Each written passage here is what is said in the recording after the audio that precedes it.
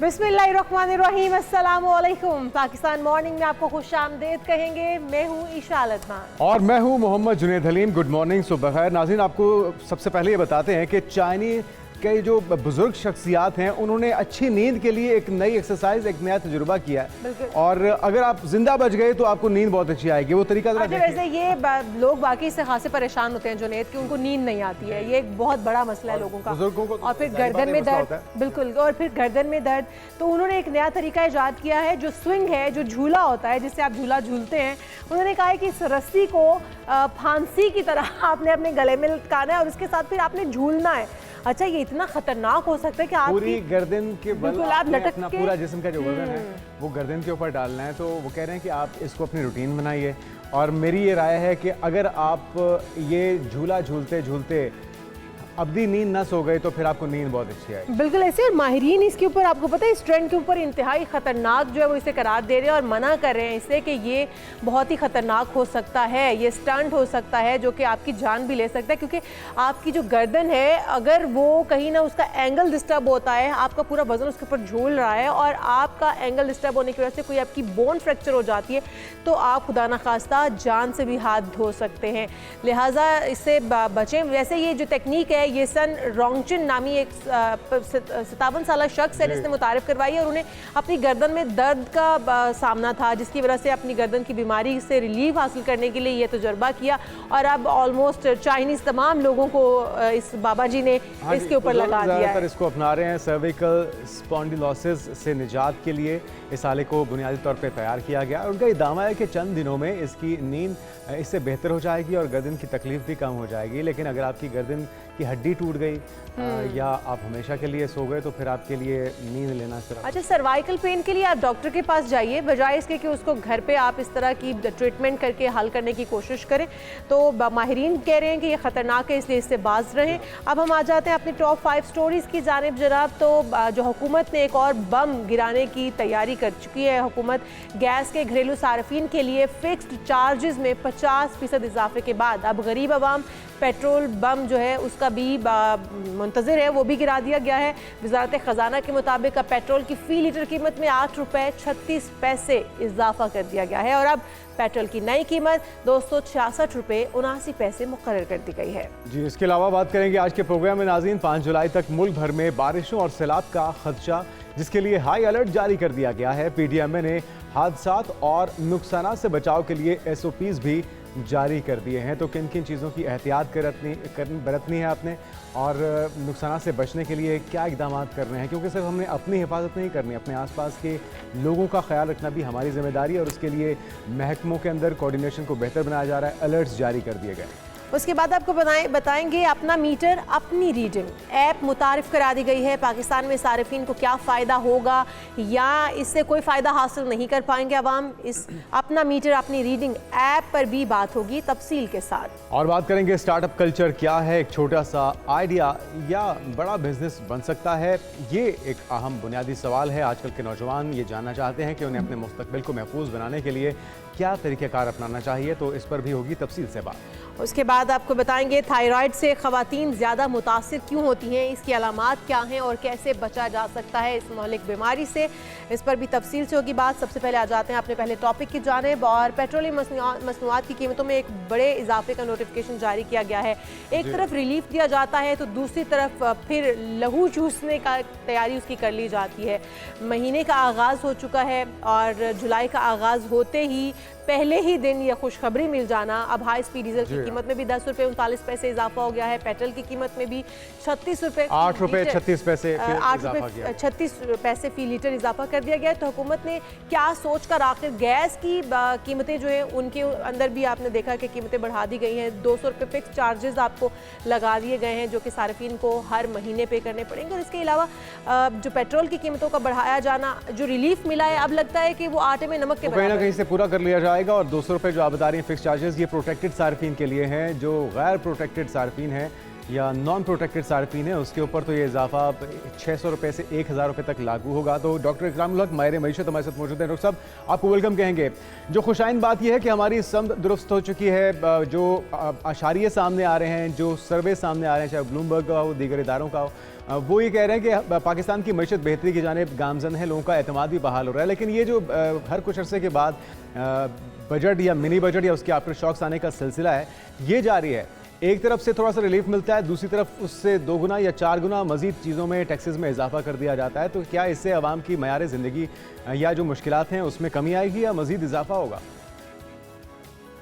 जी बहुत शुक्रिया। जाहिर है कि ये पहले भी अर्ज किया गया था, ये आपके साथ था कि ये आने वाले दिन बहुत सख्त होंगे, क्योंकि हमारी हुकूमत तो ये बहाना करेगी कि IMF के कहने की वजह से हमें ये सारा कुछ करना पड़ता है। मगर हकीकत ये है कि वो जहाँ रिलीफ देना है वहाँ नहीं देते हैं, और जहाँ पूरे बिला वजह टैक्सेस लगाए हैं और खामखा जो है उसकी वजह से लोगों की ज़िंदगी जो है वो मुश्किल हो रही है। और जब ये पेट्रोल की प्राइसेस बढ़ती हैं या गैस की, तो फिर आपको पता है हर चीज़ जो खाने वाली है उसकी कीमतें इसलिए बढ़ जाती हैं कि ट्रांसपोर्टेशन इन्वॉल्व होती है, या ज़ाहिर है गैस एज ए ईंधन भी इस्तेमाल होती है, जो लोग भी रोटी नान बेचते हैं उनके लिए भी, और वहाँ कमर्शियल रेट होता है तो जी। बहुत ज़्यादा एकदम बढ़ जाता है। तो बिल्कुल सही। दरअसल मसला ये है कि इन्होंने अभी 1 जुलाई से, एक तो आपको पता होगा कि 2.75 रुपीज़ पर लीटर, एक और ₹2.5 की लेवली लगाई है, जिसे उन्होंने क्लाइमेट सपोर्ट का नाम दिया है। यानी कि उन्होंने अब सोचा कि किसी और नाम से नहीं ले सकते तो चलिए, हाँ। और आपको पता है कि ऑलरेडी 80 रुपए तो वो लगा सकते थे, अब उसको भी पेट्रोल के अंदर 90 रुपए तक ले जाया गया है। तो दुरुस्त। वो इस तरीके से पर जो लीटर है वो ही इस वक्त हम तकरीबन 90 रुपए तो टैक्स ही दे रहे हैं। तो तो अगर फिर डॉक्टर हुकूमत साहब अपने टैक्स करे, ये जो एक लॉलीपॉप दिया गया है वज़ीर आज़म साहब की जानिब से कहा गया था कि जो 35 रुपये PTV फीस है वो अब नहीं ली जाएगी, उसकी छूट दी जाएगी आवाम को। ये लॉलीपॉप ही समझा जाएगा, क्योंकि एक तरफ 35 रुपये की छूट दिए जाना, और फिर हम देख रहे हैं पेट्रोलियम मसनूआत की कीमतें बढ़ाकर साथ ही गैस के अंदर जो चार्जेस लगा दिए जाना आवाम के ऊपर। ये क्या देख रहे हैं आप भी, किस तरफ लेके जा रहे हैं हुकूमत जो है वो आवाम को? क्योंकि आवाम इस तरह से इस रिलीफ को भी इंजॉय नहीं कर पाते जो रिलीफ दिया जाता है, और रिलीफ तो है भी नहीं, लॉलीपॉप ही है।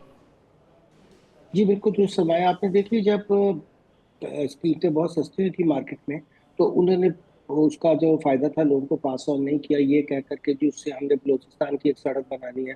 हालांकि वो बिल्कुल एक उज़र था, क्योंकि उसके लिए तो डेवलपमेंट फंड जो हैं वो जो बलूचिस्तान की हुकूमत को दिए जाएं, या वो उसमें बिल्कुल इसका कोई पेट्रोलियम प्राइस से ताल्लुक नहीं था। फिर उसके बाद जब बढ़ी, क्योंकि आपको पता है मिडल ईस्ट में जब हालात खराब हुए, तो अब जब बढ़ी हैं तो बड़ी शौक से बढ़ा रहे हैं। बल्कि मैं अर्ज कर रहा था कि एक तो आलमी कीमतों का मामला होता है, फिर अपने टैक्सेस बढ़ा देते हैं। अब इसके मुकाबले में तकरीबन इस वक्त तो सिर्फ इनकम टैक्स में जो अमीर लोगों को एग्जम्पशंस दी गई हैं वही 400 बिलियन से ज्यादा है। तो अगर आप वो एग्जम्पशंस कम कर देते तो आप अपना टैक्स रेट कम कर लेंगे, तो IMF को क्या एतराज होगा? उनको तो सिर्फ अपने नंबर ही पूरे करने हैं। तो वो ये नहीं चाहते कि जो ताकतवर और अमीर तबकात हैं उनकी टैक्स एग्जम्पशन विड्रॉ करें, उसका बोझ जो है वो गरीब लोगों के ऊपर पास ऑन करते हैं। और अभी देखा आपने, जो थोड़ा सा सैलरी वाले लोगों को, जो कम तनख्वाहदार थे, उनको थोड़ा सा फायदा तो दिया, मगर आपने दुरुस्त फरमाया उससे कहीं ज्यादा वो गैस और बिजली की शक्ल में वापस ले लेते लेकिन हैं। डॉक्टर और साहब इसका एक और भी नुकसान है। इसके मुकाबले में अगर देखा जाए, जो बड़े सनतकार हैं, जो ताजिर बरादरी है, या जो बड़े पैमाने पे इंपोर्टर्स हैं, एक्सपोर्टर्स हैं, वो इस दायरे से बाहर क्यों आए? मैं जिस तरह मुलाजमत पेशा लोग हैं उन्हीं को निरखे में लाया जाता है, जो किसान है, जो अनाज उगाता है, उसी को डिस्करेज किया जाता है, सही कीमतें ना दे के। इसी तरह से ये सारी चीज़ें, ये जुल्म और ज़्यादतियाँ उसी के ऊपर क्यों आए? वो जो सार्फिन बिजली के बिल दे रहे हैं उन्हीं के ऊपर लाइन लॉसेस के सारे खर्चा या जो कैपेसिटी पेमेंट्स हैं उनका खर्चा डाल दिया जाता है। तो ये जंगल का कानून कब तक चलता रहेगा, और जो बड़े मगरमच्छ हैं वो कब आएंगे काबू में? जाहिर है उन लोगों के साथ उनकी हमदर्दियां हैं, तो वो उनको पार्टी फंड्स देते हैं, फिर उनसे जाहिर है गाय बगाए उनके अपने लोग भी वहीं से इलेक्ट होकर आते हैं। अब गरीब जो तनख्वाहदार या हमारे यहाँ मिडिल क्लास है, उसकी तो कोई वॉइस नहीं है।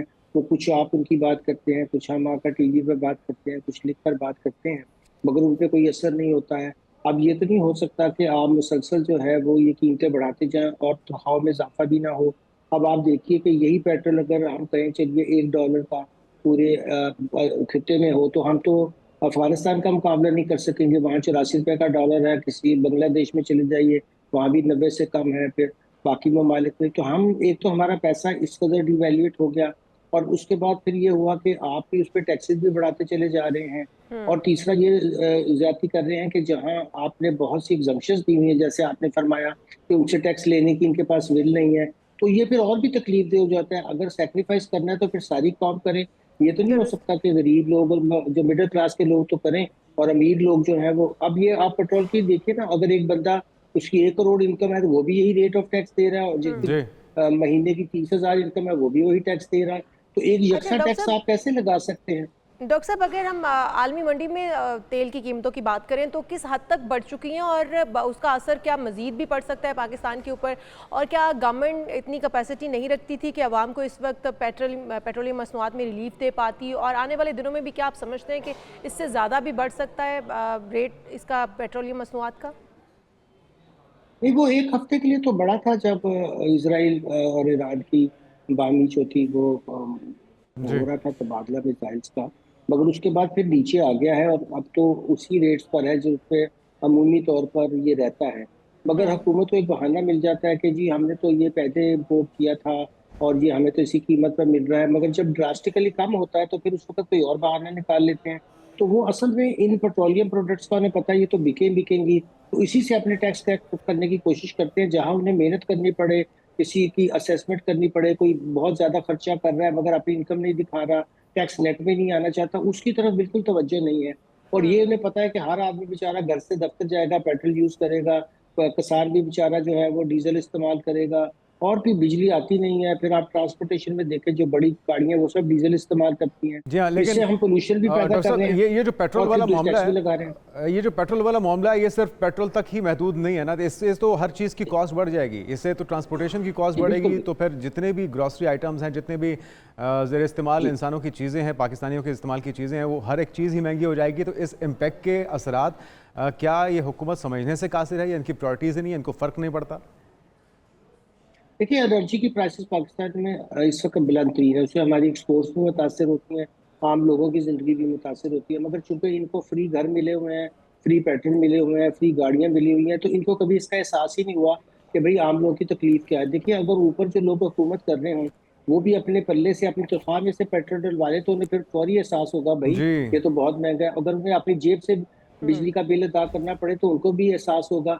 उनको चूंकि ये सारे पर्पज फ्री मिले हुए हैं, तो इसलिए वो कहते हैं भाई हमें तो फ्री मिल रहे हैं, लोगों की बिल्कुल जान। सही। और जैसे आपने शुरू में फरमाया था कि जो ताकतवर लोग हैं उनसे वो टैक्स लेना नहीं चाहते हैं, तो फिर रह दे के उनके पास गरीब आम आवाम और आवाम आ जाती है, मिडिल और क्लास वो के एक बार लोग फिर क्या से करें। चक्की में पिसने के लिए तैयार है। डॉक्टर इकरामुल हक साहब, आपका बहुत शुक्रिया, और उम्मीद करते हैं हुकूमत होश के नाखून लेगी। अगर आशारिया बेहतर हो रहे हैं तो आवाम को भी बेहतर बनाने के लिए कोशिश कीजिए।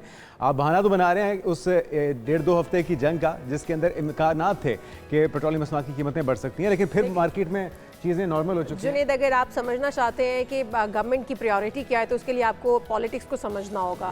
गवर्नमेंट जैसे ही देखती है कि अब आवाम किसी ना किसी मामले में उलझे हुए हैं तो हमें कीमतें बढ़ा दी जाती हैं और हमें एक लॉलीपॉप दे दिया जाता है, किसी ना किसी एक जगह पर रिलीफ देकर डबल हमारे अंदर से निकाला जाता है। तो यकीनी तौर पर अगर गवर्नमेंट की प्रायोरिटी आवाम है, आवाम को इस वक्त रिलीफ देना है, तो फिर ये जो कीमतें बढ़ाई जा रही हैं इसके ऊपर भी बंद बांधना होगा। हम आगे बढ़ते हैं और बात करते हैं डोमिनो की बुलंद तरीन इमारत की, जिसका एक अनोखा रिकॉर्ड सामने आया नाज़रीन। और अमेरिका में यूट्यूबर ने अपनी टीम के साथ डोमिनो की 33 फुट और 2.74 इंच बड़ी इमारत बनाकर गिनीज वर्ल्ड रिकॉर्ड कायम कर दिया।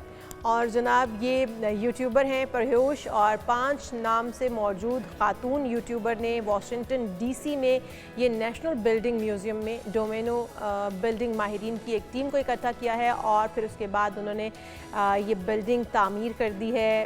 होंग ब्रेडी डॉलिन, इस तरह से डिफरेंट नाम है जो इसके साथ शामिल हुए, और उन्होंने उसके बाद ये बिल्डिंग खड़ी की है। और टीम ने 5 दिन के अरसे में 33 फुट और 2.74 इंच बड़ा ये डोमिनो टावर तामीर किया है, और 32 फुट और तकरीबन 10.8 इंच पुराना रिकॉर्ड तोड़ दिया है। ये बहुत ही पुराना रिकॉर्ड तोड़ा है उन्होंने, बड़ी पुराना रिकॉर्ड तोड़ा है, नया रिकॉर्ड बनाया है। और ये कारनामा किस तरह से सर अंजाम दिया, ये इसके तमाम मराहिल की वीडियो भी वो साथ साथ बनाते हैं सबूत के लिए, ताकि कोई झुटना न सके या यूँ मानने को तैयार ना हो। तो उन्होंने कहा कि हमारे पास सबूत भी है। बिल्कुल जी, हम यहाँ पर एक ब्रेक शामिल करते हैं, आप कहीं मत जाइएगा। जब ब्रेक से वापस आएंगे दीगर अहम इशूज़ होंगे। Stay with us.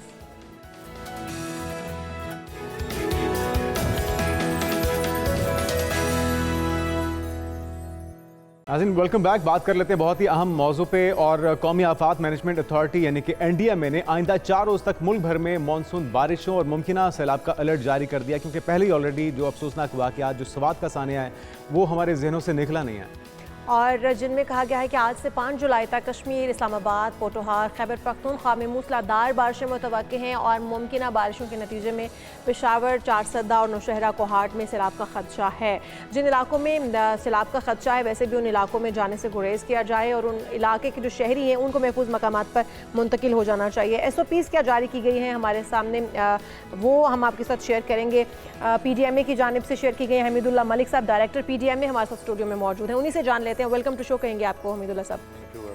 पहली बात यही है कि हम चाहते यही है कि हादसा से बचा जा सके, और जैसे ही अलर्ट जारी होता है PDMA की जानिब से तो लोग जो है उसको सीरियस लें और एटलीस्ट उन लोगों तक मैसेज पहुंच पाए, और फिर कोऑर्डिनेशन जो है वो इतनी स्ट्रॉन्ग हो तमाम इदारों और महकमों की, ताकि जो हादसा से बचाने वाले तमाम महकमे हैं वो भी अलर्ट हो सकें। तो इस बार क्या SOPs जारी की गई हैं, कौन कौन से ऐसे मकामात हैं जहाँ पर सैलाब के खदशात मौजूद हैं, और क्या वहाँ पर तमाम टीमों के साथ आपकी कोऑर्डिनेशन अच्छी है? आपने बहुत अहम पॉइंट, एक तो खुद उसमें आपने कोऑर्डिनेशन के हवाले से बात की और SOPs के हवाले से बात की।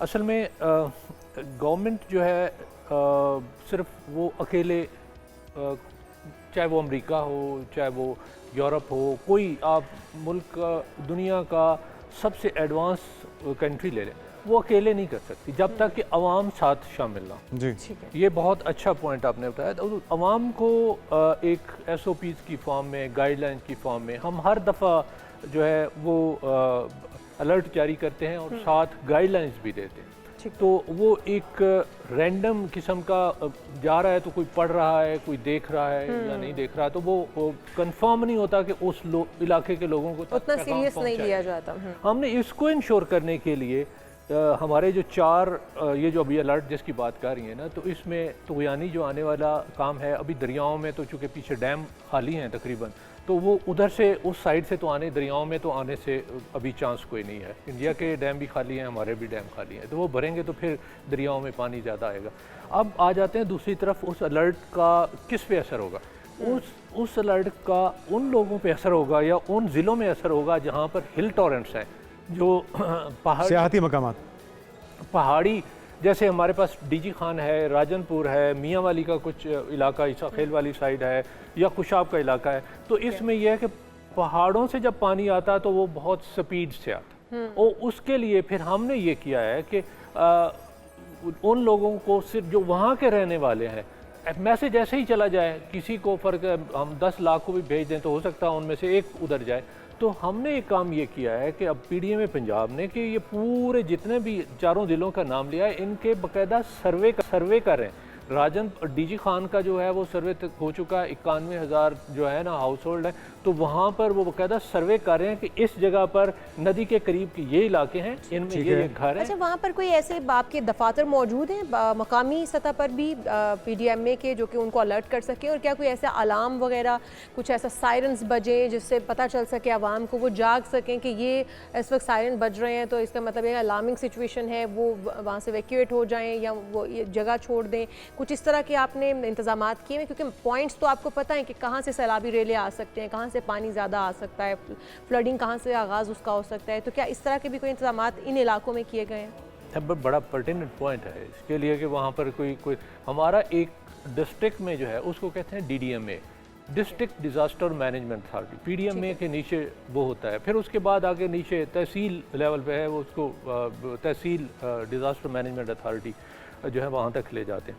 अच्छा, अब अगली बात होगी, एक तो ये है कि अवेयरनेस की एक कैंपेन, जैसे आप लोगों का बड़ा मुस्बत रोल है, जो आप प्रोग्राम कर रहे हैं, अब बहुत सारे लोग देख रहे होंगे, वो एजुकेट हो रहे होंगे, तो वो कम से कम आइंदा के लिए एक जी मकसद भी यही है। बिल्कुल सही कह रहे हैं। ये बड़ा, ये दोनों मिलके चलें, मीडिया और कोऑर्डिनेशन के साथ चलें, और एडमिनिस्ट्रेशन भी तो बहुत मुस्बत असरात। अच्छा मलिक साहब, ऑपरेट कैसे करता है PDMA? NDMA से डायरेक्शंस आती हैं PDMA के पास, उसके बाद फिर नीचे आप ट्रांसफ़र करते हैं, महकमे मौसमियात की क्या जिम्मेदारी होती है, और उसके लिए फिर क्या इमरजेंसी सेंटर्स होते हैं जहाँ पे मॉनिटर भी किया जा रहा होता है कि जी ये रेड जोन्स हैं, यहाँ पे ख़तरा ज़्यादा है, यहाँ से कैसे लोगों को इवैक्यूएट करना है, और अगर आपको कोई इतला मिलती है कि यहाँ पे कोई फैमिली फंसी हुई है, कोई इंसान फंसा हुआ है, फिर उसके लिए कितनी देर में रिस्पांस टाइम होता है, ये सारी डिटेल्स अगर आप हमारे नाज़रीन के साथ शेयर वो बहुत ज़रूरी है, बहुत ज़रूरी है, लोगों तक ये पैगाम पहुंचना चाहिए। और कोई इमरजेंसी नंबर्स हो तो वो भी बताइएगा। जी ज़रूर, इमरजेंसी नंबर तो पहले ही बता देते हैं। हमारा जो इमरजेंसी नंबर है, आप अभी भी बेशक चाहें तो कॉल कर सकते हैं। जरूर जरूर बताइए।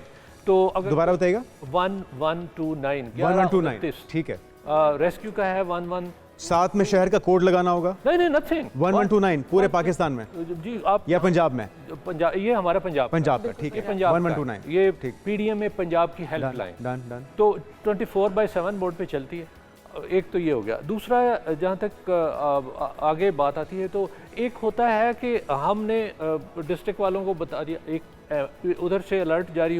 महकमा मौसमियात की तरफ ठीक से, है। क्योंकि उनके पास गैजेट्स हैं, उनकी जिम्मेदारी है और बहुत अच्छा काम करें, वो हम तक पहुंचाते हैं, मौजूद एनडीएमए की तरफ तक उधर भी पहुंचता है।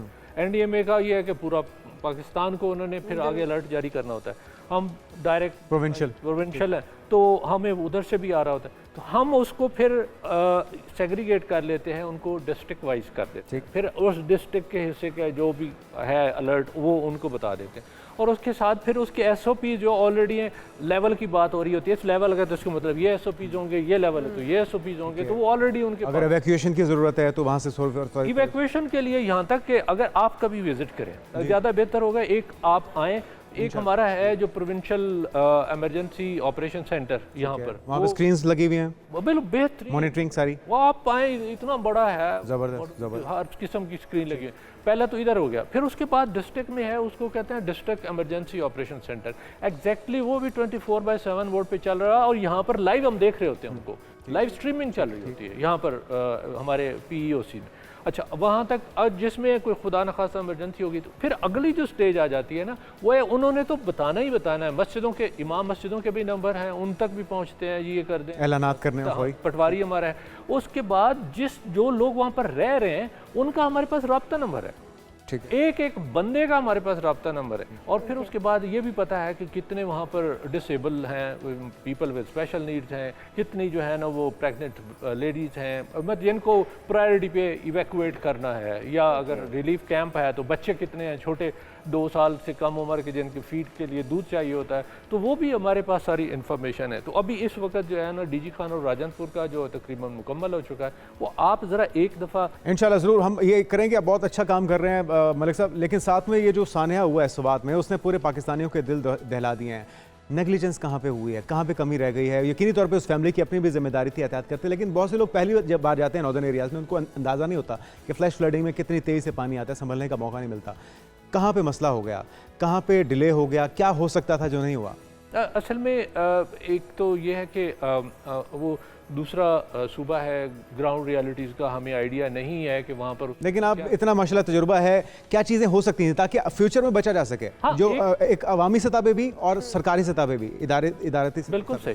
इसमें एक तो यह है कि आवाम को पता होना चाहिए कि नदी नाले जो हैं वो मजाक नहीं है, और ख़ास तौर पर जब बारिशें हो रही हों तो वो सेकंड्स लगते हैं, मिनटों की भी बात नहीं होती। उनकी स्पीड, चूँकि वो एलिवेशन इस तरह की है, स्लोप इस तरह की है कि उनकी स्पीड जो है वो नॉर्मल से बहुत ज़्यादा होती है। अब हम दौड़ के भी उसमें से गुजर, उसको अंदाज़ा नहीं लगा सकते कि कितनी देर में पानी पहुंच जाएगा। अगर आपको नज़र भी आ रहा है विदिन सेकंड्स, मतलब सेकंड्स में वो उनकी स्पीड बहुत ज़्यादा है, नॉर्मल से बहुत ज़्यादा। स्लोप हो रहा है 45 है, कहीं पर 60 है, कहीं 70 भी है, ऐसे भी है 90 के करीब तकरीबन स्लोप हो सकता है। तो पानी ने तो बहुत स्पीड से आना है, तो इसलिए एक तो यह है कि हम समझते हैं कि यहाँ पर तो 1 फुट पानी है तो गाड़ी तो नहीं बहेगी, तो वो 1 फुट पानी जो है वो गाड़ी को लेके जा सकता है, वो इतना प्रेशर है उसका। देखिए मलिक साहब, वहाँ पर सिर्फ 11 22 का पहुँच पाना और उनके पास भी इक्विपमेंट ना होना, उनके पास वो हिफाजती इक़दामात के लिए या फिर हेलीकॉप्टर रेस्क्यू करने के लिए वो सामान मौजूद ना होना, ये एक बड़ी अलार्मिंग सिचुएशन थी कि इस तरह की अर्बन फ्लडिंग जो होती है इसके बारे में पहले से आपको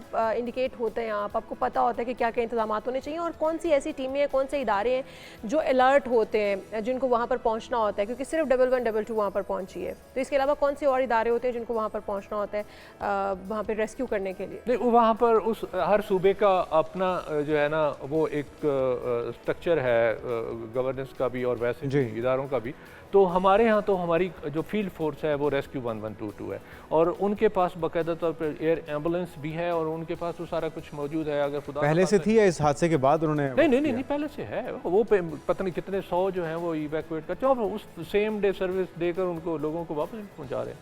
बहुत अच्छा है, वो चल रहा है। कल हमारा बल्कि लेकिन इसके बावजूद इतनी बड़ी फैमिली को वहाँ से निकाला ना जा पाना डेफिनेटली नेग्लिजेंस है सारे इदारों की मिलकर, कि जिन्होंने अलर्ट नहीं सही तरह से पहुँचा पाए हैं या फिर उनको आवाम को वहाँ पे अवेयर नहीं कर पाए हैं, इस चीज़ से वार्न नहीं कर पाए हैं और फिर वहाँ से वैक्यूएट नहीं कर पाए हैं उन लोगों को। ये तो यकीनी तौर पर पानी, आप बिल्कुल सही कह रहे हैं, हम इससे वो नहीं है कि पानी वहाँ पर कितनी तेज़ी से आता होगा और कितनी तेज़ी से वो उसके अंदर वो डूब गए होंगे, लेकिन वहाँ पर पहुँच ही ना पाना और इक्विपमेंट ना होना, ये तो यकीनी तौर पर आप समझते हैं पंजाब के अंदर तमाम इस तरह के इंतजाम मुकम्मल हैं। अगर खुदा ना खास्ता किसी तरह की सिचुएशन इस तरह की बन जाती है तो हम तैयार हैं मुकम्मल तौर पर, हमारे इदारे अलर्ट हैं। अच्छा, इसमें एक तो ये है कि पहले SOP जारी हो चुके हैं और कल स्पेशल इसके ऊपर मीटिंग हुई है, सारे के सारे जो सेक्रेटरीज हैं उनके साथ, मिनिस्टर जो हमारे हैं उन्होंने ख्वाजा सलमान साहब, तो उन्होंने बाकायदा मीटिंग की है। मैं अभी आपके साथ शेयर करता हूँ SOP जो कल हम उसमें जारी हुए। एक तो ये है कि जिस टूरिस्ट प्लेस है तो वहाँ पर कोई ना कोई होटल रेस्टोरेंट होगा, ये उसके लिए मैंडेटरी है कि वो डिस्प्ले करे कि जी आपने अंदर नहीं जाना। वो बाकायदा तौर पर जितने भी टूरिस्ट हैं उनके पास जितने भी लोग रह रहे हैं तो उनको वो बाकायदा तौर पर एजुकेट करेंगे, प्रोमिनेंट जगह पे लगाएंगे, नंबर 1। नंबर 2, जो बोर्ड वहाँ पर लगे हुए होंगे। नंबर 3, अगर कोई बोट वगैरह में कोई जा रहा है तो उसके लिए मैंडेटरी है कि ज़ीरो टॉलरेंस है कि एक बंदा भी बगैर जो लाइफ जैकेट है उसके अंदर वो ट्रैवल नहीं कर, वो बेशक अकेला ही क्यों ना हो। ये है ज़ीरो टॉलरेंसेस पे होगी, यकीनन लोगों को पता हो तो वो ये गलती ना करें। दूसरा, ओवरलोडिंग नहीं होगी। अगर ओवरलोडिंग होती है तो फिर किसी जगह पर भी कोई तोयानी आ जाए, थोड़ा सा भी स्पीड में कुछ प्रॉब्लम आ जाए तो वो कश्ती पंजाब में कौन कौन से ऐसे इलाके हैं जहाँ पर ज़्यादा खदशा है फ्लडिंग का और वहाँ पर क्या SOPs आपने तय किए हैं? पंजाब के मैंने आपको 4 ज़िले बताए। डेरा गाजी खान है, वहाँ पर 7 रूद कोइयाँ हैं, यानी पहाड़ी नाले जो उतरने हिल टॉर्रेंट्स इनको बोलते हैं। फिर उसके आगे राजनपुर है, राजनपुर में 6 नदी नाले, और राजनपुर में इतने ज़्यादा लोग नहीं जाते क्योंकि वो ऊपर पहाड़ों में, नीचे आबादी ज़रा थोड़ा सा नीचे है, दरमियान में एक पचात का इलाका है, एक किस्म का बफर है। फिर दूसरी तरफ है मियाँ वाली का इलाका, ईसा खेल जो तहसील है, तो वहाँ पर भी है नदियाँ हैं 2, तो वहाँ भी और खुशाब में थोड़ा सा एरिया जो है वो नीचे शहर वाला जो इलाका है वो बाहर से पानी ऊपर से पहाड़ों से आता है तो उसकी तरफ आ जाता है। तो उनको बाकायदा SOPs, उनके जो DCs हैं उनके बाकायदा, हमारी तो मॉक एक्सरसाइजेज होती हैं, बल्कि मैं कहूँगा कि किसी मॉक एक्सरसाइज को आप एक डॉक्यूमेंट्री बना के बाकायदा एक स्टडी के तौर पर आप पेश करें ताकि लोगों को एजुकेट किया जा सके। तो वो हमने इशू कर दिए हुए, और अब जो है ना उसके ऊपर फर्दर जो है एक और जो कॉन्सेप्ट है ना वो है डिप्लॉयमेंट ऑफ ड्रोन्स। तो वो भी करने लगे हैं कि वो सबसे जो फास्टेस्ट हो सकता है ना पहुंचने का अमल जो है वो है कि फौरी इमदाद भी, और बिलबोर्ड्स वगैरह लगाए जाते हैं, ये भी आप ही के PDMA के अंडर ही आते हैं, जो इनके हवाले से हाई अलर्ट जारी किया जाता है। जब बारिशें होती हैं, आंधी तूफान आता है तो बिलबोर्ड्स जो बड़े बड़े लगे हुए हैं वो गिर जाते हैं और उनकी वजह से अमवात होती हैं। तो इसके हवाले से भी कोई पेशगी इक़दाम किए जा रहे हैं? ये बेसिकली ये सब्जेक्ट जो है ना ये PHS का है, तो वो ज़्यादा बेहतर। बिल्कुल ठीक, थैंक यू सो मच, बहुत शुक्रिया। हमीद मलिक साहब हमारे साथ मौजूद थे, और ये यकीनी तौर पे हम सबका फ़र्ज़ है नाज़रीन कि हम भी SOPs के ऊपर अमल करें और तमाम महकमे अपनी ज़िम्मेदारी ऐसे तरीके से सरअंजाम दें तो इस तरह के हादसा से बचा जा सकता है जो कि अफसोसनाक वाक़या इस साल सुबात में पेश आया है। बहुत शुक्रिया, हमीद साहब हमारे साथ मौजूद थे। आगे बढ़ते हैं नाज़रीन, और आपको बताते हैं कि अब आप अपने ख्वाब वीडियो की शक्ल में डॉक्यूमेंट कर सकते हैं जनाब। अच्छा जी, आपने ख्वाबों को हकीकत में बदलने का तो सुना होगा, लेकिन अब नीदरलैंड के अंदर डिज़ाइन और टेक्नोलॉजी स्टूडियो मॉड्यूम वर्क्स ने एक ऐसा इनकलाबी आला मुतारिफ करवाया जो कि मस्नूई ज़हानत के ज़रिए इंसानी ख्वाबों को वीडियो या फिल्म में तब्दील कर देता है। आप जो सोच रहे हैं वो आपके सामने वीडियो की सूरत में आप देख भी सकते हैं। जी हाँ, आप देख भी रहे हैं, और ये इस आले का नाम है जी ड्रीम रिकॉर्डर, और ये सिर्फ बोल कर सुनाएगा कि ख्वाब को सुनकर वीडियो में ढालने की सलाहियत क्या है। ड्रीम रिकॉर्डर ऐसी AI वीडियो तैयार करता है जो अक्सर ख्याली और गैर हकीकी मनाजिर पर मुश्तमिल होती हैं, बिल्कुल वैसे ही। और ये सिर्फ वही समझ पाएगा जिसने वो ख्वाब देखा होगा। जाहिर है किसी के ख्वाबों में तो आप नहीं जा सकते हैं, लेकिन उसके ख्वाबों को हकीकत में बदलते हुए आप देखते हैं। लेकिन अब भी देख सकेंगे आप वीडियो की सूरत में, और विजुअलाइज कर सकेंगे उसको कि मैंने वो ख्वाब किस तरह से देखा था और क्या उस ख्वाब की ताबीर हो सकती है, क्या उस ख्वाब को आप मुकम्मल कर सकते हैं। तो यकीनी तौर पर अब AI का दौर है और अब AI ने इतनी तरक्की तरक्की कर ली है कि यकीनी तौर पर अब ख्वाब जो है वो वीडियो की सूरत में आपके सामने नज़र आएंगे। और जुनैद, अगर आप कोई ऐसा ख्वाब देखते हैं तो आप उसको वीडियो की सूरत दे सकते हैं। इस डिवाइस की आपको ज़रूरत होगी, बहरहाल एक अच्छी इजाद है और अपने ख्वाबों को आप एक वीडियो की शक्ल दे सकते हैं। मेरे ख्याल में ये यकीनी तौर पे एक फ़ायदेमंद होगा उन लोगों के लिए जो अक्सर ख्वाब भूल जाते हैं, उठते हैं उनको याद ही नहीं होता, फिर वो सोच रहे होते हैं कि जी मैंने क्या देखा था ख्वाब में। तो उनके लिए एक अच्छी डिवाइस है। हम एक ब्रेक लेते हैं नाज़रीन, ब्रेक के बाद इश्यूज़ पे बात होगी हमारे साथ।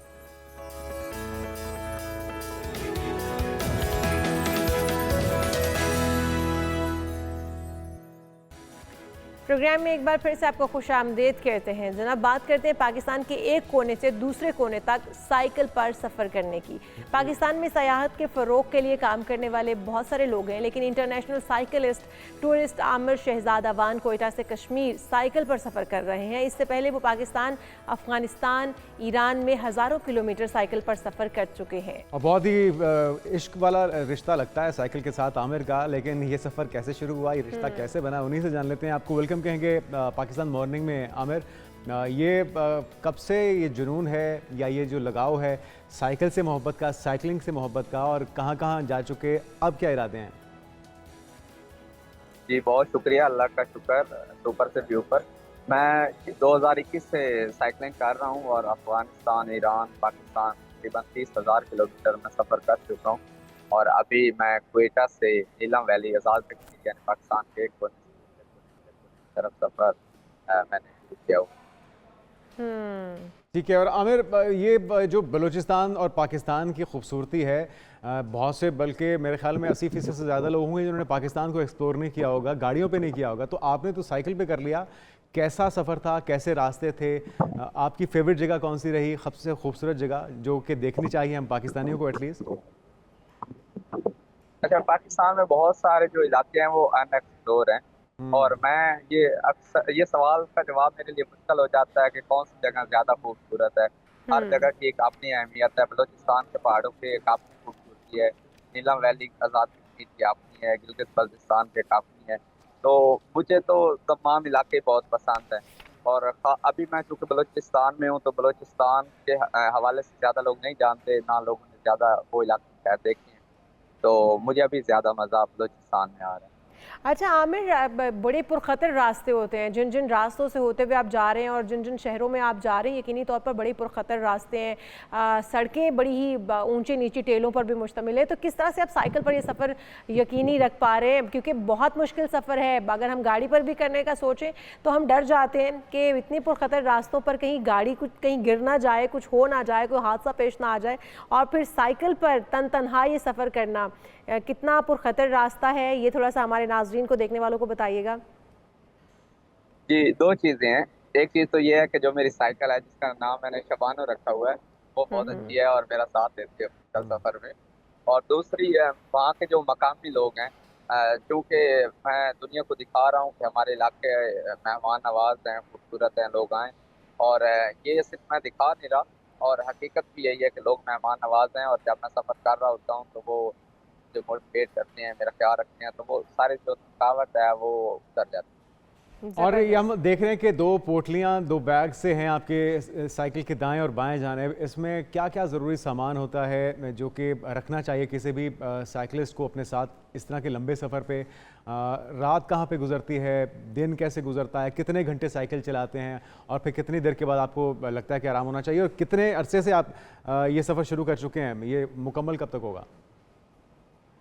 ये जो 17 तारीख को मैंने सफ़र शुरू किया था, और मेरे पास जो सामान होता है उसमें कुछ साइकिल के पार्ट्स होते हैं, जिसमें पैंकर किट होती है, बाकी जो चीज़ें होती हैं वो होती हैं। मेरे पास अपना खाने पीने का सामान होता है, क्योंकि बहुत से ऐसे इलाके हैं जहाँ दूर दूर तक आबादी नहीं होती, पानी का मसला होता है। मेरे पास पानी होता है, तो मतलब ज़रूरत की तमाम चीज़ें मेरे पास होती हैं। लेकिन ये वहाँ पे मैं इस्तेमाल करता हूँ जहाँ आबादी नहीं होती। आम तौर पे तो लोग मेहमान नवाजी करते हैं।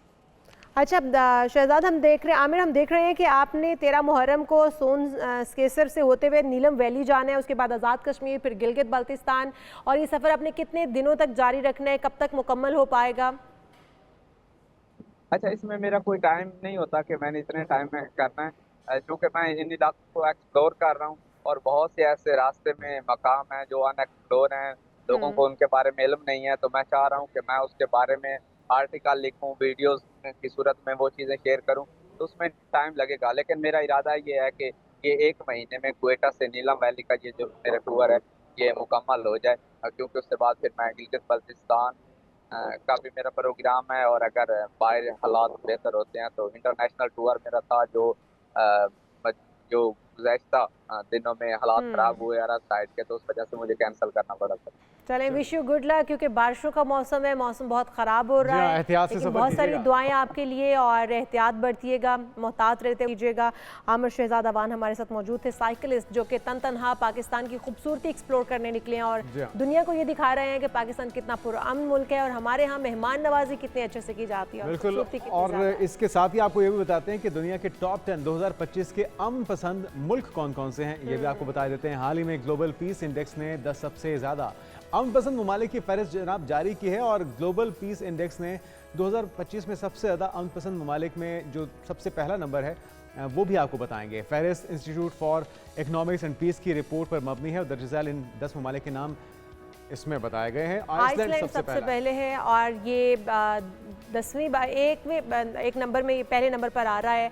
साल का सबसे पुरअमन मुल्क इसे करार दिया गया है, मुसल्लह तनाज़ात से पाक है और इस बार इसे सर फहरिस्त रखा गया है। फिर उसके बाद आयरलैंड जो है कम अस्करियत पसंदी और सियासी इस्तेहकाम में इजाफे की वजह भी बन रहा है। दूसरे नंबर पर है न्यूजीलैंड।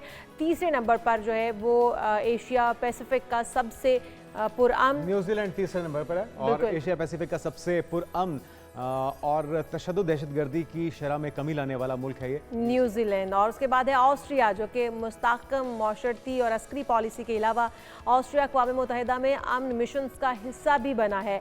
उसके बाद है स्विट्ज़रलैंड, जो कि 5वें नंबर पर आता है, और ये मुल्क सियासी इस्तेहकाम, कम तशद्दुद और अपने शहरियों की बेमिसाल खिदमत की वजह से 5वें नंबर पर जनाब विराजमान है। उसके बाद नंबर पर आता सिंगापुर। है सिंगापुर, और सिंगापुर एशिया के सबसे पुरअमन ममालिक में शामिल होता है। ये बेहतरीन माशरती तहफ़्फ़ुज़ में मुनफरिद मकाम की वजह से फहरिस्त में 6वें नंबर पर आता है। 7वें नंबर पर कौन है ये भी जान लीजिए, पुर्तगाल 7वें नंबर पर है, और ये मुल्क क्राइम में कमी, अस्करी अखराजात में मामूली इस्तेहकाम की वजह से 7वें नंबर पर मौजूद है।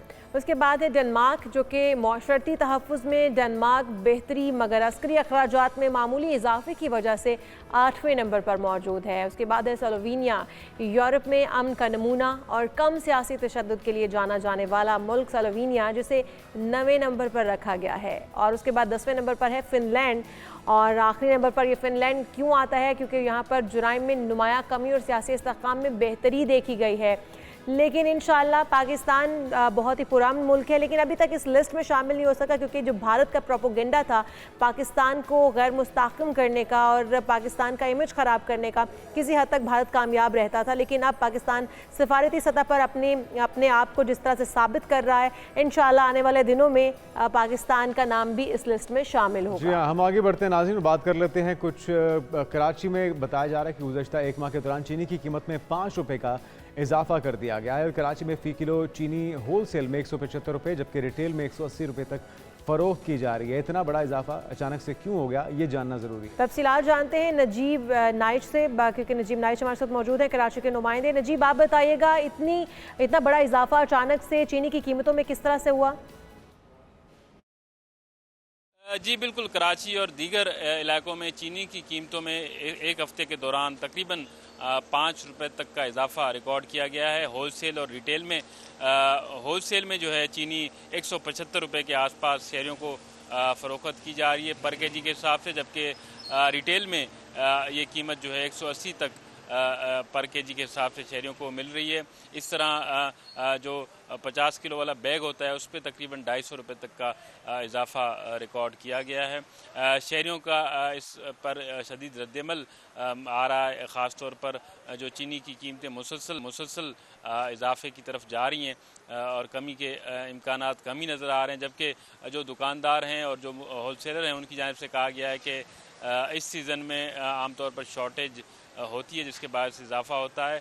ख़ास तौर शुगर मिल की तरफ से जो है शॉर्टेज के बायस इजाफा रिकॉर्ड किया गया है। जो मुख्तलिफ मार्केट एक्सपर्ट्स हैं उनकी जानिब से ये कहा गया है कि हुकूमत इस हवाले से सख्त इक़दाम करे ताकि चीनी की कीमतों में कमी लाई जा सके, क्योंकि चीनी एक बुनियादी ज़रूरी अशिया में शुमार की जाती है, इसलिए इसकी कीमत में इजाफ़ा शहरियों के जो अखराज जाते हैं घरेलू उनमें इजाफ़ा इससे होगा। हुकूमत इस पर इक़दाम करे और जो प्राइस कंट्रोल कमेटियां हैं मुख्तलिफ़ इलाकों में उनको सरगर्म तक करे, और उसके अलावा जो शुगर मिल्स की जानिब से शॉर्टेज है उसको भी पहली जो मरले में उस पर जो है इक़दाम किए जाएँ ताकि शॉर्टेज ख़त्म की जाए और उसके बाद ही कीमतों में कमी। बहुत शुक्रिया नजीब नाइच, आप हमारे साथ मौजूद थे। और यकीनी तौर पर हुकूमत को इस पर नज़रसानी करनी होगी। अचानक से जो कीमतें बढ़ रही हैं चीनी की, उसकी रोकथाम के लिए कोई ना कोई इक़दाम तो करने पड़ेंगे हुकूमत को।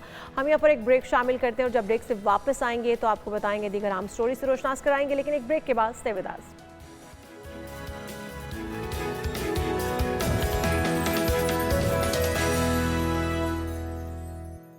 प्रोग्राम में आपको खुश आमदीद कहते हैं और बात करते हैं टेस्ला गाड़ी की जनाब, जिसको ख़रीदार ने ख़रीदा और उसके बाद उसको ले जाने के लिए घर आना भी नहीं पड़ा, मालिक के घर खुद ही पहुंच गई। तो ये कितनी बड़ी एजाज़ की जनाब एलन मस्क का ये दिलचस्प रद्द-ए-अमल इस पर सामने आया। टेस्ला कार की नई सेल्फ ड्राइविंग की हालिया वीडियो जो सोशल मीडिया पर वायरल हो रही है, क्योंकि एलन मस्क जो इस पर रद्द-ए-अमल दिया, उन्होंने खुशी का इजहार किया कि जब टेस्ला गाड़ी खरीदी गई है तो मालिक क्यों खुद लेने नहीं आ पाया, घर ही गाड़ी पहुंच गई है खुद सेल्फ ड्राइव के साथ। जो यूज़र्स हैं, सार्फिन हैं, वो काफ़ी ज़्यादा एक्साइटेड हैं और काफ़ी ज़्यादा वायरल हो चुके हैं ये विजुअल्स भी, ये स्टोरी भी। टेस्ला मॉडल वाई है ये, बुनियादी तौर पे दुनिया की पहली खुदकार गाड़ी की तरसील मुकम्मल कर ली गई है और एक ऐसी गाड़ी जो खुद चलकर अपने नए मालिक तक पहुंची है जनाब।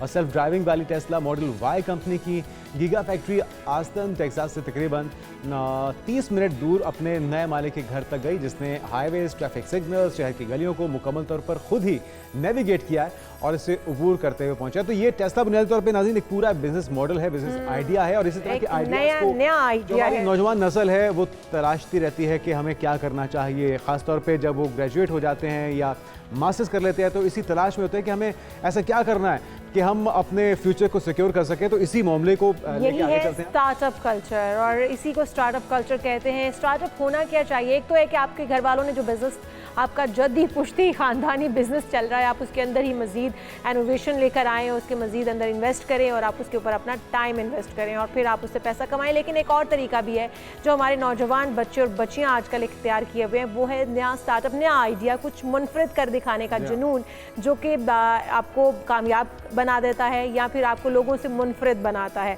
तो वो क्या आइडियाज़ हो सकते हैं, किस तरह से स्टार्टअप शुरू उन्हीं से किए सारे जाते हैं? सवालात पूछते हैं और एंटरप्रेन्योर भी हैं और टेक्नोलॉजिस्ट भी हैं। आपको वेलकम कहेंगे आसिफ साहब। पाकिस्तान मॉर्निंग में यकीनी तौर पे बहुत से नौजवान ये इस मखमसे का शिकार होते हैं कि ग्रेजुएशन के बाद, मास्टर्स के बाद वो क्या करें, कौन सी लाइन अपनाई जाए, क्योंकि जो जॉब्स के हालात है वो भी आपके सामने हैं। तो ऐसा क्या मशवरा देंगे? अपने आइडियाज़ में इनोवेशन, जिद्दत कैसे लाई जाए और क्या पुराने आइडियाज़ नहीं चल पाते अगर आप किसी और को फॉलो करते हैं? सही तरीका क्या है? देखें, बहुत बहुत शुक्रिया सबसे पहले तो। और दूसरा, जॉब वाली जो सिचुएशन है ये सिर्फ पाकिस्तान में नहीं बल्कि पूरी ग्लोबल वर्ल्ड जो है वो इट्स स्ट्रगलिंग राइट नाउ। और अमेरिका से लेकर आपको जापान तक जो है वो एक इकोनॉमिक डाउनटर्न नज़र आ रहा है।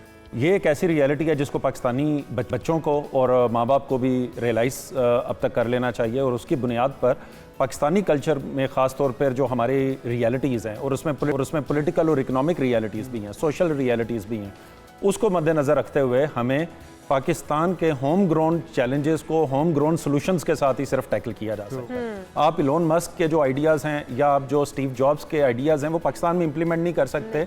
अगर इतना ये आसान होता तो अमेरिका में इस वक्त 4 सिलिकॉन वैलीज बन चुके होते। सिलिकॉन वैली कैलिफोर्निया में है तो वो कैलिफोर्निया के यूनिक कल्चर की वजह से।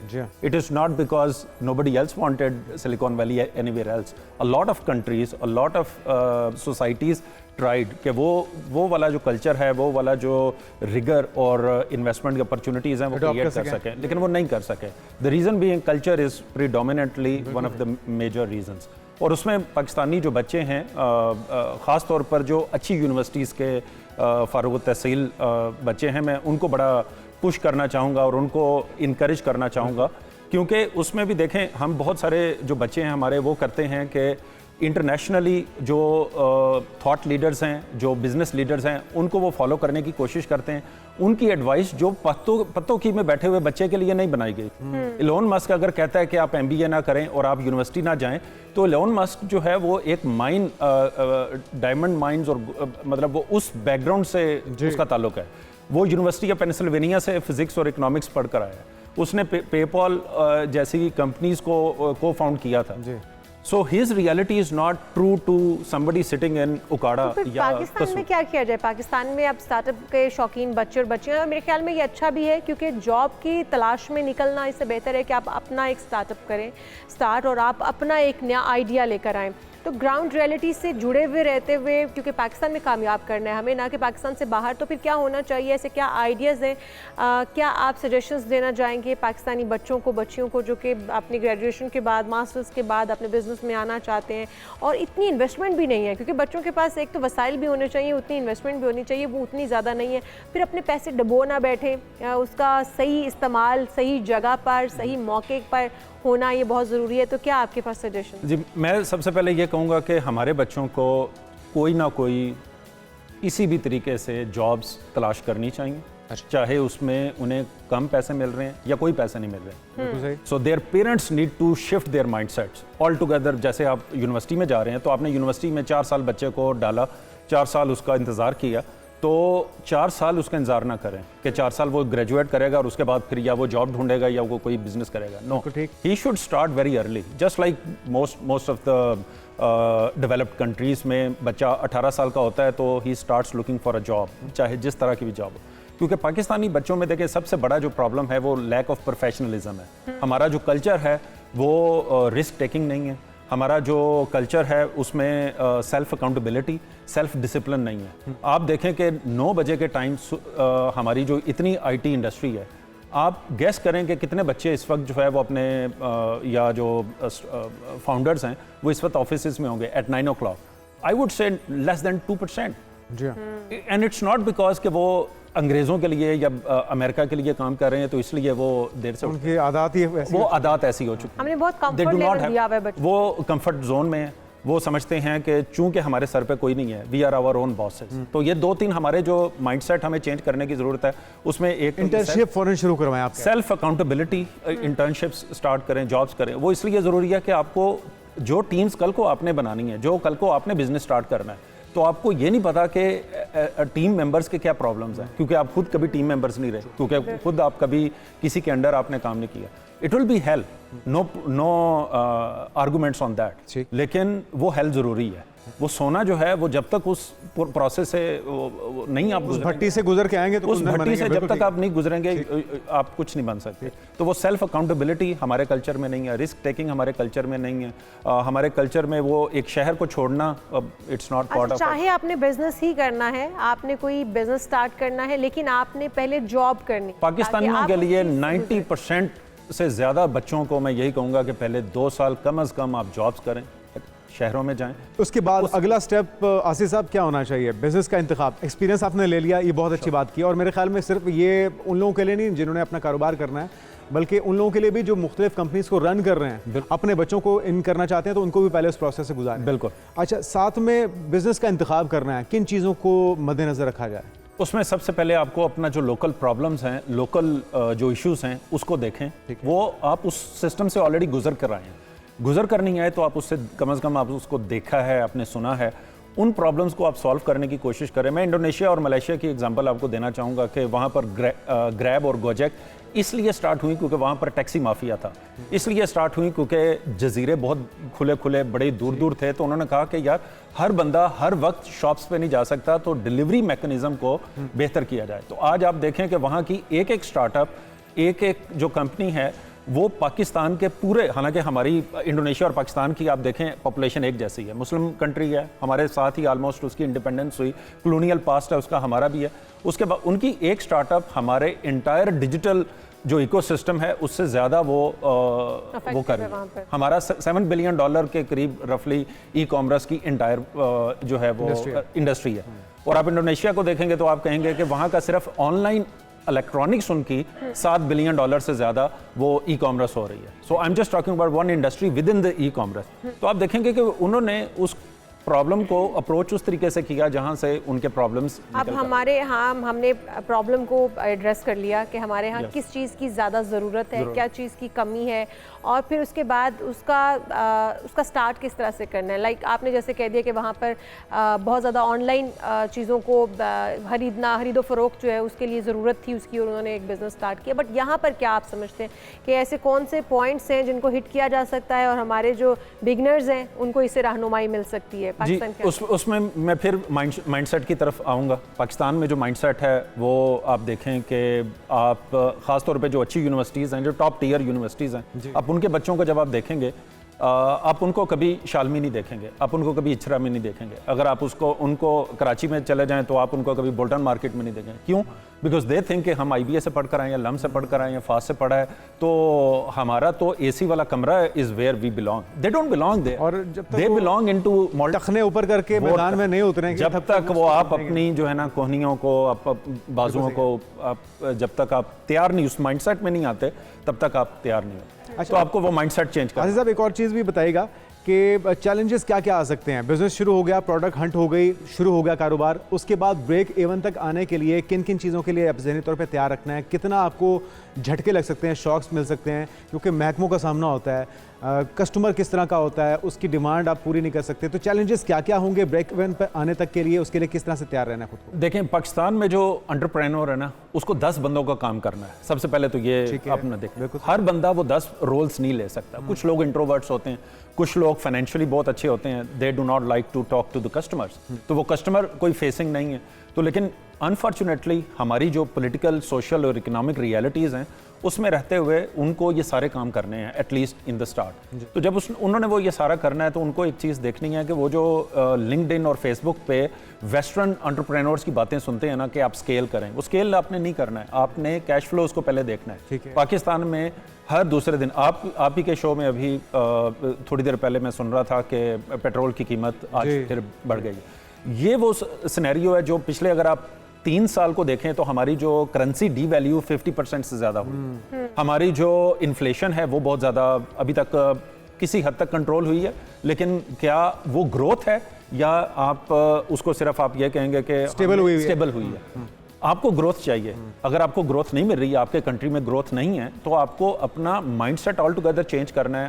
आपको ये देखना है कि पाकिस्तान के अंदर क्या हम जिस तरह ऑनलाइन बिजनेस देखते हैं वो उसका ज़्यादा है इसके स्कोप, या फिर जिस तरह से फिजिकली हम कोई बिजनेस स्टार्ट करना चाहते हैं उसका स्कोप ज़्यादा है? क्योंकि शॉर्ट सब आंसर दीजिएगा, हमारे पास टाइम भी कम। जी देखें, सबसे आपके लिए टेक्नोलॉजी ने हमें ये शो किया है, हमें दिखाया है कि आप बहुत सारी चीज़ें एड्रेस करके उसको स्केल कर सकते हैं, आप उसको इनेबल कर सकते हैं उन लोगों को, खासतौर पे छोटे शहरों में जहां पर फिजिकल बिजनेसेस के लिए आपको कैपिटल और आपको फिजिकल प्रेजेंस बहुत ज़्यादा अगर चाहिए, आप नहीं कर सकते। Digital is where you can do this, और आप इजीली उन रिमोट एरियाज तक भी जा सकते हैं, उनको भी टैप इन कर सकते हैं। दैट्स वेयर अगेन आपकी मार्केट पूरी दुनिया हो सकती है। आपकी मार्केट पूरी दुनिया। आसिफ साहब, लास्टली मैं जाते जाते, क्योंकि वक्त की कमी है, क्या ये बात दुरुस्त है कि आप खुद काउंटर पे बैठेंगे, जिसको पंजाबी में कहते हैं गले पे आप खुद बैठेंगे तभी कारोबार चलेगा? क्योंकि वो हमारा सिस्टम यही चला आ रहा है कि कोई ना कोई मसले मसाइल रहते हैं, अगर आप खुद उस पर नज़र नहीं रखे हुए। किस तरह से उसको इतना जदीद बनाया जाए, मौसर बनाया जाए कि आप मौजूद नहीं भी हैं तो सिस्टम वैसे ही चल रहा है? इसमें मैं ये कहूँगा कि पाकिस्तान का ये कल्चर बिल्कुल ऐसा ही है। पाकिस्तान में ट्रस्ट का मसला है, पाकिस्तान में जो है ना, जब तक सर पर लेबर के मसाइल, वो लेबर के मसाइल हैं, लेबर आपके साथ ज़्यादा अरसा नहीं जुड़ा। जैसे आप एंटरप्रेन्योर बनना चाह रहे हैं, तो आपकी जो टीम है वो भी बनना चाह रही है, वो भी कल को कहेगी कि मैं ये जॉब छोड़ूं। और मैं, अगर आपके हर बंदा एंटरप्रेन्योर बनना चाह रहा है और वो हर 3 महीने बाद छोड़ देता है, आपको कॉन्स्टेंटली HR की तरफ करना पड़ेगा। तो आपको अपने सिस्टम, आपको प्रोसेसेस, आपको क्राइसिस मैनेजमेंट, ये सारी चीज़ें, वो बहुत सारी चीज़ें सीखनी हैं जो इलोन मस्क को कभी भी नहीं सीखनी पड़ी, जो स्टीव जॉब्स को या बिल गेट्स को कभी भी सीखनी नहीं पड़ी होंगी। लेकिन you are living in a reality जो ऐसी ही है। ये ऐसे ही है। मैं 46 साल में हमने यही और देखा इस है। आजमाइश से गुजर के अगर आप फाइनली किसी मकाम पे पहुंच जाते हैं तो यकीनी तौर पे इसका जो रिटर्न है वो अपने नौकरी करने से तो बहुत बेहतर होगा। तो उसके लिए आप किसी और को कमा के देते हैं और अपने कारोबार में आप अपनी ज़ात के लिए करते हैं और उसको एक एम्पायर बनाते हैं। बहुत शुक्रिया, इजाज़त साहब हमारे मौजूद थे। Welcome back. बात कर रहे थे वज़ीर आज़म शहबाज शरीफ की, जिन्होंने पावर स्मार्ट ऐप का बाकायदा इफ्तिताह कर दिया है। वजारत पावर डिवीजन की जानिब से जारी एलामिया, जिसमें कहा गया कि ये फीचर सिर्फ सार्फिन को मुकर्रर तारीख पर मीटर की तस्वीर लेकर ऐप पर अपलोड करने की सहूलत फराहम करता है। तो बुनियादी तौर पर जो मसले थे जी, ज़्यादा ओवर बिलिंग के, हमें बिल ज़्यादा आ गया, मीटर कम चला, अब ये मसले दूर होने जा रहे हैं। अब सार्फिन खुद से अपने मीटर की रीडिंग ले सकेंगे, मीटर को चेक कर पाएंगे और उसकी तस्वीर अपनी ऐप पर जब लगाएंगे तो उसका मकसद भी यही होगा कि जो रीडिंग आपकी वहाँ पर लगाई गई है उसी के मुताबिक आपको बिल आ रहा है, आप ये चेक कर पाएंगे। अब गलती की गुंजाइश नहीं रहेगी। सारिफ मुकर्रर दिन पर रीडिंग फ्राहम कर दे तो उसके बाद मीटर रीडर की रीडिंग को तरजीह नहीं दी जाएगी। ये भी बहुत खुशाइन बात है। अच्छा, इसमें हम हमारे साथ गेस्ट मौजूद हैं अरशद अब्बासी साहब, उन्हीं से जान लेते हैं कि ये कितना पॉजिटिव चेंज होगा। एनर्जी एक्सपर्ट हमारे साथ मौजूद हैं, वेलकम टू शो कहेंगे आपको। अरशद अब्बासी साहब, यकीनी तौर पर अभी तो हमें बड़ा अच्छा लग रहा है और हम ये देख पा रहे हैं कि इससे सारिफिन को बड़ी सहूलत हो जाएगी कि जो मुकर्रर वक्त होगा उसके ऊपर रीडिंग देखकर जब वो अपनी पिक्चर अपनी ऐप पर लगाएंगे उसी के मुताबिक उनकी रीडिंग काउंट होगी और फिर उन्हें बिल भेजा जाएगा। लेकिन आप समझते हैं कि ये बड़ा ही एहसन इकदाम है, इसके अंदर कोई गुंजाइश बाकी है अभी भी? जुनैद में यहाँ इस्लामाबाद में बैरिया एनक्लेव में रहता हूँ। ये एक ऐसी सोसाइटी है कि जहाँ पे ये ऑलरेडी ये मैकेनिज्म अब से नहीं बल्कि मेरा ख्याल है कि 8 साल से है, जिसमें आप मीटर की इमेज भेजते हैं और वो रीड कर लें। एक बात, लेकिन अगर हम इससे प्रोफेशनल कमेंट्स चाहते हैं तो मैं कहूँगा ये बड़ा एक तरह से अच्छा इनिशिएटिव है कि आस्ता आस्ता ये डिजिटाइजेशन की तरफ जा रहे हैं, आर्टिफिशियल इंटेलिजेंस की तरफ जा रहे हैं। लेकिन कहते हैं दिल्ली अभी दूरस्थ। पहली बात तो ये है, क्या जो मीटर मेरे आपके घर में लगे हैं वो कैलिब्रेटेड है? कैलिब्रेटेड मतलब ये है कि फर्ज करें कि आप 100 यूनिट खर्च करते हैं या मैं 100 यूनिट खर्च करता हूँ, मीटर के ऊपर वाकई 100 यूनिट ही आ रहा है या नहीं है? अभी कुछ अर्सा पहले के इलेक्ट्रिक ने कुछ जगहों पे लगाए थे, ये मीटर लगाए थे, और आप यकीन करेंगे जब मीटर को नीचे उतारा गया, किसी से कनेक्शन नहीं था, तभी वो मीटर चल रहा। तो कैलिब्रेशन की बात। दूसरी बात ये है कि क्या इससे हमारी जो लाइन लॉसेस हैं जो तकरीबन 600 बिलियन है कम हो जाएंगे? जवाब है बिल्कुल ही नहीं। वो किस तरह? देखिए, ये एक चीज नई दुनिया में 10 साल पहले की आ चुकी है, उसे कहते हैं। लेकिन अरशद अब्बासी साहब, एक चीज़ इसमें जो पॉजिटिव नज़र आ रही है वो ये कि जब मीटर रीडर आपकी रीडिंग लेने के लिए आता है तो हो सकता है कि वो उस मुकर्रर वक्त तक ना पहुंच पाए। जब महीना आपका ख़त्म हो रहा है, आपकी रीडिंग होनी चाहिए, तब तक वो ना पहुंच पाए। और उसके बाद जो रीडिंग होती है, आपको पता है कि जब रीडिंग हमारी ज़्यादा हो जाती है, हमारे यूनिट्स ज़्यादा खर्च हो चुके हैं, तो उसके बाद होता ये है कि हमें इजाफी बिल जो है वो भरना पड़ता है, जो कि यूनिट के ज़्यादा हो जाने की सूरत में होता है। तो ये तो एक बड़ा पॉजिटिव चेंज नहीं होगा कि जब आपका महीना पूरा हो चुका है, एग्जैक्ट डेट है? ये सिर्फ खाली देखिए, लीजिए, बड़ी अच्छी बात, ये सिर्फ मैनुअल रीडिंग से हमने डिजिटाइज कर दिया, ऑटोमेटेड कर दिया, ये कर दिया, एक आधा ये स्टेप हुआ।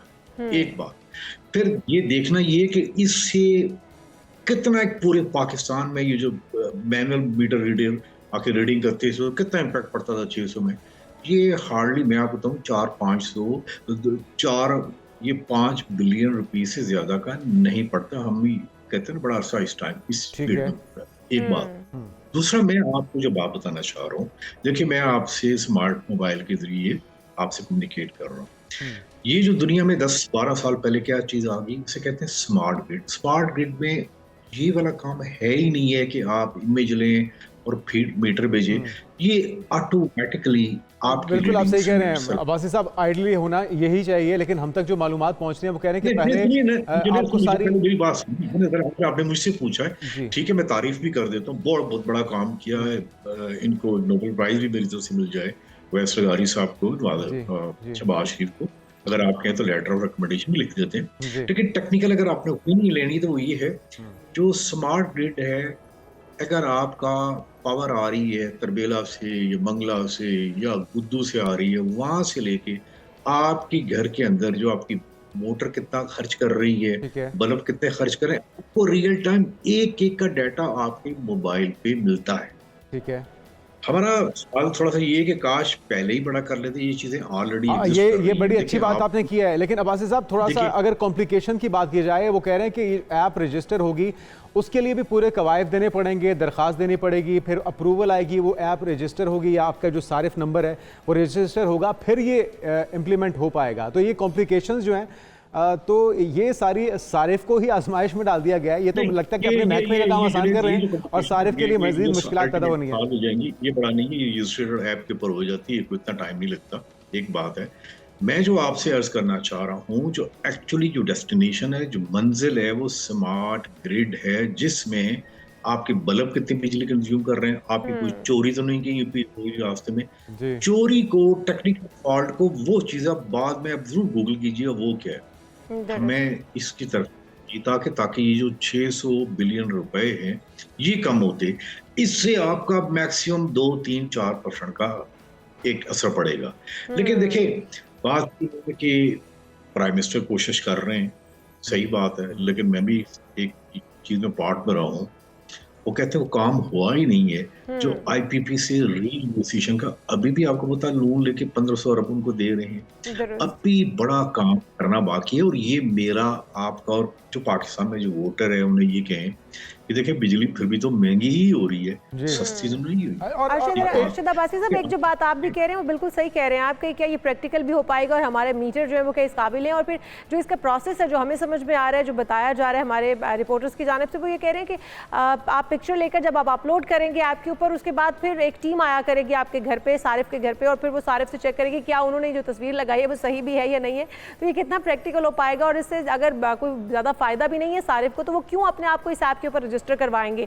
पहली बात तो ये, और जिस तरह से हम देख रहे हैं कि अब सारे सारिफ जो है वो ऑलरेडी शिफ्ट हो रहे हैं सोलर पैनल्स के ऊपर, उनको डिस्करेज किया जा रहा है। तो आवाम क्या सोलर पैनल के ऊपर जाएंगे या फिर इस तरह के मीटर्स के ऊपर जाएंगे, जो कि एक ऐप भी मुश्किल तरीन प्रोसेस है उसका, और उसके बाद फिर आपके घर पे एक टीम आके वेरीफाई करेगी, आपको एक और मुश्किल में डालेगी, एक और आजमाइश शुरू हो जाएगी आपकी? देखिए मेरी बात सुन लीजिए, अगर तो इन्होंने सिस्टम पे कम्प्लीटली काम किया, तो फॉर एग्जाम्पल एक गली है, उसमें एक ट्रांसफार्मर लगा हुआ और किसी बंदे ने ऐसे किया कि फोटोशॉप करके रीडिंग कम भेजी, अगर तो वो सिस्टम इनका वो मीटरिंग भी लगी हुई है, जो मेरा ख्याल है कि नहीं है, तो फिर तो पता लग जाता है, पता लग जाएगा कि किसने चोरी की है, कहाँ चोरी है और किसने ये फोटोशॉप करके अपनी रीडिंग कम भेजी है, ये भी पता लग जाएगा। मेरा जो आपसे सवाल है ये वाला, ये कॉम्प्लिकेशन, ये पासवर्ड्स के ये भी बहुत दूर हो जाए, लेकिन एक्चुअली देखना ये है बिग पिक्चर। आप दोनों यंग हैं कि अल्टीमेटली इसका हमें फायदा कितना ही होगा। चलो ठीक है, लाइन में बेरोजगार हो गया, उसको होना भी चाहिए था, वो काम भी ये करते थे, लेकिन वो मंजिल, वो काम क्यों नहीं करते जो दुनिया में है, और हम इसको आहिस्ता आहिस्ता कर रहे हैं और फिर इसका इतना बड़ा क्रेडिट लेने की कोशिश करते हैं कि जैसे दुनिया में इनकलाब आ गया।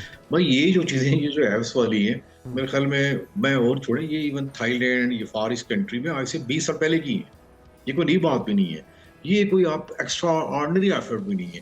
ऑल्दो मैं नोबेल प्राइज जो है वो मेरी तरफ से रिकमेंड चला भी जाएगा, बहुत बड़ा काम किया इस बिजली के, इस पावर सेक्टर के अंदर रिफॉर्म पे काम करने के लिए। बड़ा दिल जिगरे की बात है, बड़े लोगों को ना करनी पड़ेगी, और अपराइट करने के लिए वही कहते हैं ना, सामने किताब रखनी पड़ेगी अल्लाह की, कि मैं ना किसी की सिफारिश सुनूंगा ना किसी की और सुनूंगा।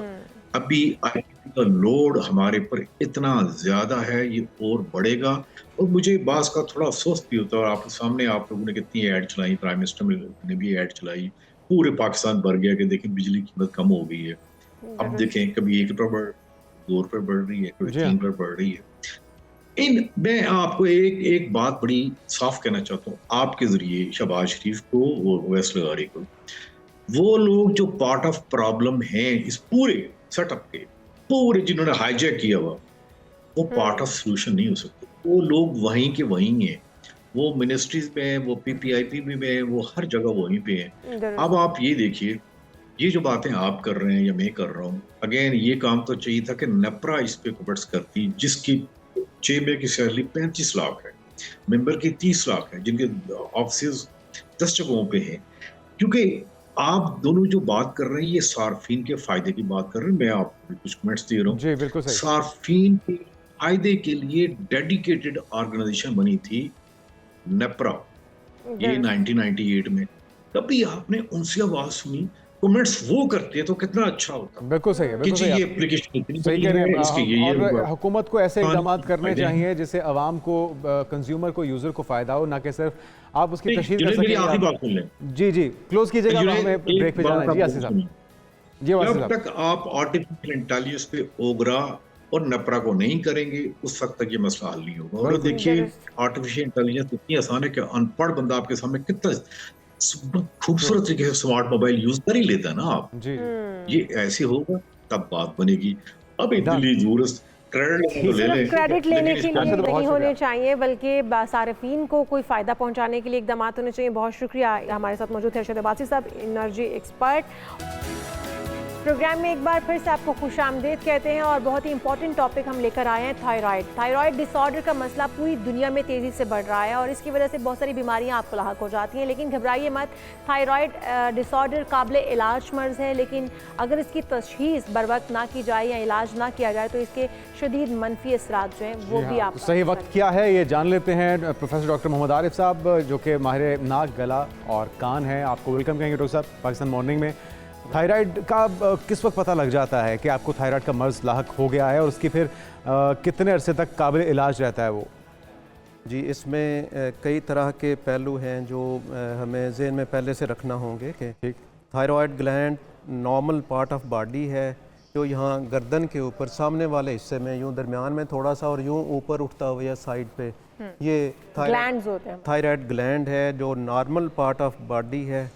इससे हार्मोन्स निकलते हैं जो हमारे जिस्म की ग्रोथ के लिए सर से पाँव तक, बालों से लेके नाखूनों तक पाँव के, ये उस ग्रोथ में हिस्सा लेता है। तो ये इतना ज़रूरी है कि ये ठीक हो, तो इसको थायराइड से ही घबराना नहीं चाहिए। तो नॉर्मल पार्ट हो गया नंबर 1। नंबर 2, इसकी बीमारियां like any other part of the body, बीमारियां इसमें भी हो सकती हैं, वो पैदाइशी भी हो सकती हैं, बाद में भी बन सकती हैं, किसी एज में भी बन सकती हैं, टीन एजेस में, बचपन में, पैदाइश के बाद भी, पैदाइशी भी, और जो लोग बड़े होते हैं उस वक्त भी, किसी एज में भी। और निस्बतन फ़ीमेल्स में इसकी टेंडेंसी ज़्यादा है होने की बीमारियां थायराइड ग्लैंड की। उसकी वजह शायद फ़ीमेल हार्मोन्स हैं, एस्ट्रोजन, प्रोजेस्टेरॉन, जो कि फ़ीमेल्स में ज़्यादा होते हैं, मेल्स में बहुत कम होते हैं। लेकिन मेल्स में भी ये बीमारी हो लेती है। उसमें कुछ और फैक्टर्स भी आ जाते हैं जिसमें आयोडीन की डेफिशिएंसी गिनी जाती है कि वो जिनमें हो उससे लंबा अरसा अगर आयोडीन की कमी रहे तो उससे भी थायराइड की डिज़ीज़ बन लेती है। इसी तरह कुछ और फैक्टर्स हैं जैसे कोई मैलिग्नेंट डिजीज़, इसके जो सिंपल 2 ग्रुप हैं इसके बीमारियों के, एक थायराइड हार्मोन की कमी होना, दूसरा थायराइड हार्मोन का ज़्यादा होना, ये 2 कॉमन हैं। इसके अलावा भी ढेर सारी बीमारियां हैं जो थायराइड ग्लैंड की हो सकती हैं। थायराइड्स के साथ बेसिकली ये कहा जाता है कि वो फिर आपकी बॉडी के विटामिन डी नहीं बनने देता, कैल्शियम नहीं बनने देता, आपकी बॉडी के जो प्रॉपर फंक्शंस आपके ऑर्गन्स को वो नहीं होने देता। तो थायराइड बेसिकली हो क्यों जाता है? जब आपने कहा ख़वातीन में भी हार्मोन्स की वजह से होता है, तो हार्मोन्स इम्बैलेंस भी किसी वजह से होते होंगे, वो ख़वातीन में हो या मर्दों में हो। तो ख़वातीन अगर उसका ज़्यादा शिकार हो रही हैं तो हम ख़वातीन की ही वजूहात के ऊपर बात कर लेते हैं। जी, ख़वातीन में उसकी मेन वजह जो बनने की बनती है, परहैप्स जो कॉमन फैक्टर्स हैं, आयोडीन डेफिशिएंसी वगैरह, वो तो कॉमन हैं, लेकिन जो मेन वजह उनके हार्मोन्स हैं, जब उनका इम्बैलेंस किसी, जैसे ग्रोथ स्पर्ट आता है, उस वक्त जिस्म को ज़्यादा थायराइड की ज़रूरत होती है। इसी तरह एस्ट्रोजन, प्रोजेस्टेरॉन की भी ज़्यादा ज़रूरत होती है, तो उस वक्त एक प्रॉब्लम बनने का इम्कान होता है जो कि अक्सर देखा गया है। और वो फिजियोलॉजिकल होता है, कुछ सालों में वो सेटल भी हो जाता है, उसको बहुत ज़रूरी नहीं कि ट्रीट ही किया जाए। लेकिन अगर वो नॉर्मल लेवल से बहुत बढ़ जाए तो फिर ट्रीट भी करना पड़ सकता है। तो ये प्रोमिनेंट हो जाता है ग्लैंड में, जो बड़े से गला के नीचे एक अलग से स्किन बन जाती है, नीचे डबल चिन सी बन जाती है, या यहाँ पर फूल सा जाता है, तो उसको माना जाएगा कि ये थायराइड का मर्ज़ आपको लाहक हो गया? और वो कौन सी स्टेज होती है जिसमें ये बाहर की तरफ फूल जाता है गला? जी, इसमें जो दोनों किस्में हैं, हाइपोथायराइड भी, यानी हार्मोन्स की कमी वाला जो होता है उसको हाइपोथायराइड कहते हैं, जिसमें हार्मोन की ज़्यादती हो उसमें हाइपर थायराइड कहते हैं उसको। हाइपोथायराइड में ये जो अपना थायराइड का एरिया, जैसे पहले मैंने बताया, इस एरिया में ये बढ़ना शुरू हो जाता है, लेकिन इन जनरल जो बॉडी में हार्मोन्स की कमी आती है उसमें स्वेलिंग डेवलप होना शुरू हो जाती है। ठीक है। चेहरे की भी, आइज़ की पफीनेस होना, गर्दन पे जिस तरह आप कह रही हैं वहाँ पे होना, पेट बढ़ जाना, ओवरवेट हो जाते हैं और सुस्त हो जाते हैं ज़हनी तौर पे भी और बॉडीली भी। उनको जो है ना सर्दी नहीं बर्दाश्त होती उनसे, बाल खुश्क हो जाते हैं, स्किन भी ड्राई होने लग जाती है।